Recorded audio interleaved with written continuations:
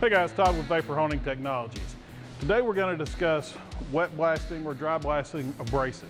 Got a couple examples here we're going to use to kind of show you the difference between wet and dry blasting and why in wet blasting your abrasive is going to last a lot longer. So the first example we have is glass bead, or in this case a light bulb.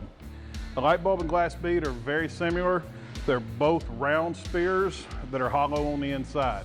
In front of me here I have two buckets. The one on my right actually has water in it. The one on the left represents our dry blast with nothing in it. Glass bead in wet blast, when it's dropped into water, simply floats. It's not going to shatter, it's not going to mess up the bulb.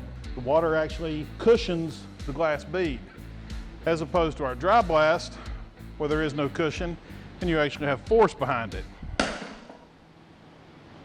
Won't be using that light bulb anymore. Another example of our medias would be ceramic bead, which is a solid ball, similar to a golf ball, dropped in the water, does absolutely nothing. Ceramic bead, even over a period of time, will start to deteriorate.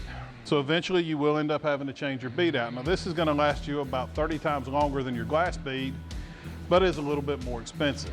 A small rock here to represent aluminum oxide, which is a jagged edge, which is great for removing coatings of any kind, whether it be paint or whatever.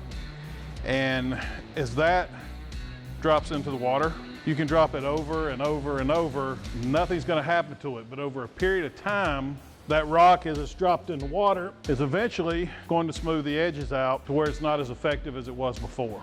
So at that point, you're going to end up having to change out your media because you have smooth edges instead of jagged edges. An even larger media, say a silicon carbide, also has jagged edges, a little bigger, a little harder abrasive, will actually cut through powder coats. This, on the same principle, dropped in water over and over, eventually is going to round the edges out. Once those edges are rounded out, you've lost your cutting edge. These are just a couple examples of how the abrasives work in a wet blast cabinet and glass bead and a dry blast cabinet.